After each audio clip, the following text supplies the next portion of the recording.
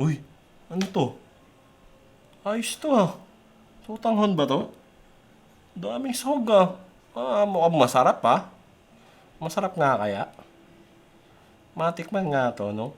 O kaya gawa tayo nito, di ba? Para malaman natin kung masarap talaga oh. Yo! Wasak!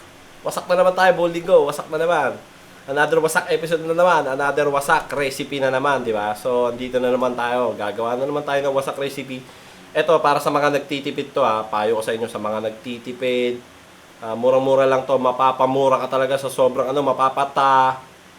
Talaga namang yun. Talaga namang napakamura. Mapapaganong ka pag nakita mo tong recipe na to, yun. So, kung matatandaan nyo nga, last week, di ba? Ay, last week. Doon sa last video natin, gumawa tayo ng matawag dito, cordon bleu na manok, di ba? So, dinibone. Ito, para to sa pag dinibone nyo yung manok, huwag nyo itapon yung mga buto. Magagamit nyo pa yun sa ibang recipe. So, yun nga ang ituturo ko sa inyo. Kaya ito, ginawa ko na, nagpakulo na ako pinakulungan ko na yung buto-buto nun, ng mga manok, di ba? Ayan, oh. Meron tayo chicken broth dito. Ayan, chicken broth niyan. Tapos, syempre, hinimay ko na rin kagad yung manok. Syempre, hinimay ko na. Ayan, ah. Baka sabihin nyo, dinadaya ko kayo, eh. Ayan, oh. Himay na yan. So, ito na yung mga himay na manok natin. Kunin ko lang, ha. Ayun, oh. O, di ba? So, ano nga ang recipe natin, di ba? Para sa mga buto-butong manok, mga tira-tirang scrap-scrap na manok, quiz. So, gagawa nga tayo ng chicken sotanghon soup. Yan. Madali lang yan, napakamura. Siguro ang magagastos mo lang dito, 150 lang. Lahat-lahat na, or 200. Tapos ang serving pang 8, pang 6, yan, ganyan ang serving. So, pwede na nga natin kagad umpisahan niya, mga boys. Di ba? Gigisan na tayo kagad. Ayan, una natin sasalang, bawang na, di ba? Siyempre. Mabilis lang to, mga boys. Huwag kayong aalis. Mabilis lang to. Dahil nga naka-ready na yung broth natin, di ba? Tsaka yung manok natin. Himay na. Yan, gisayin na natin kagad yung bawang dyan. Ayan, medyo brownish na siya. Lagay ko na kagad yung sibuyas dyan, siyempre.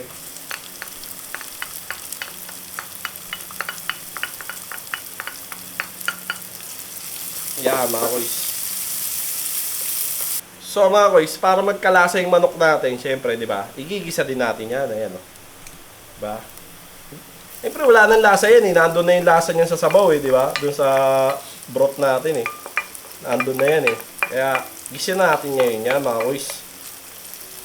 Lagyan lang natin ng asin. O, tapos paminta. O, diba?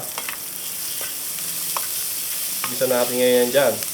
Daan-daan lang sa halo, mga boys, para hindi madurog yung manok, di ba? Maganda pa rin yung presentation niya pagka naluto na. Dahil nga sa walang lasa yung manok natin, nandun na sa sabaw. So, lagyan natin ng konting patis. Pwede na yan. Ayun, oh. Amoy-amoy ko na yung patis. Tapos, next na natin kagad dyan, mga boys. Yung gulay natin, ito, hiwa na. Ang gulay natin ay carrots, tsaka, ang tawag dito, cabbage. Cabbage, no? Cabbage. Yan, lagay ko na to. Gisa na rin natin yan. Sama na natin sa gisa. Ayan, mga boys, di ba? Kung mapapansin nyo, di ba? Para na siyang pwede nyo na siya ituloy sa pansit sotanghon, di ba? Kayo bahala. Pero ako, siyempre gusto ko yung may sabaw, di ba? Pero pwede nyo siyang ituloy sa pansit sotanghon, di ba? Sotanghon yung noodles, tapos gagawin yung pansit, di ba? Total, ganun din yung ingredients, no? Manok tsaka cabbage, tas carrots, di ba? Lalagyan pa natin yan ng pampalasa pa ulit. Para sa gulay naman. Ito. Cubes, mga koys.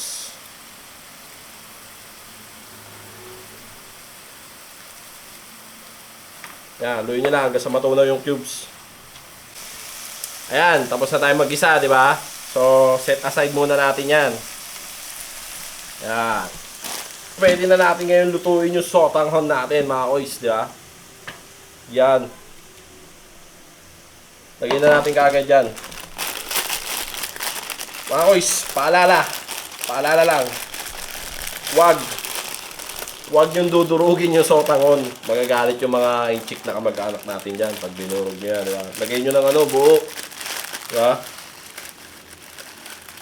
Yan, lagay nyo ng ganyan, buo. O, yan na yun. Ngayon, mga koys, pag naluto na yung sotanghon natin, di ba? Pwede na natin ilagay yung sinet aside natin na yung yung mix natin na manok, repolyo, tsaka carrots, di ba? Antayin lang natin maluto to. Tapos na, di ba? Ganun lang kasimple, no? Hindi nyo kalain, no? Para ka lang pumitik na ganun. Tapos na agad, di ba? At ayun na nga, mga koys, di ba? Naluto ka agad yung, sotanghon natin. Minuto lang. Pwede na natin ilagay yung toppings natin, yung pang-flavor natin.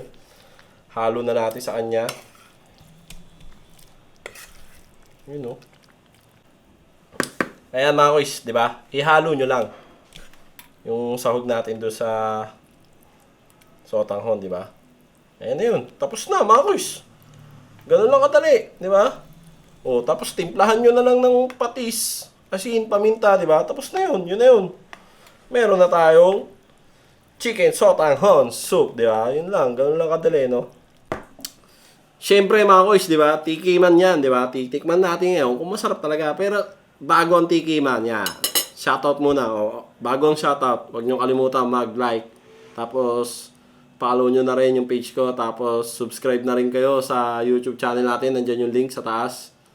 Ano lang yan, limited edition lang yung, limited edition. Limited slot. Tsaka, kaya mag-subscribe na kayo, di ba? Yan, shoutout. O, ito, shoutout to. Shoutout kay Tita Emily, kay Elaine, kay Paneng. O, Paneng, kumusta sa'yo? Nathan. Kay Chairman Ian, Chairman ng Rosario. Hindi, SK Chairman pala. Kay Rex Di Barbero, yan, barbers. Bango nun Bango ng bawang Kay Rex, kay Jimboy, oy pare, Jimboy.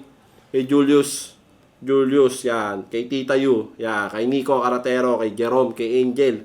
Tsaka kay, kay Mama Jo, yan. Kay Mama Jo, shoutout sa'yo, Mama Jo. Shoutout kay Jeriel, kay Mac, kay Paul, kay Jepoy.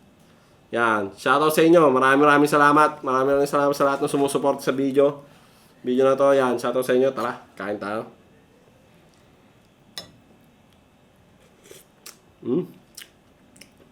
Sarap nga. Lahan chicken.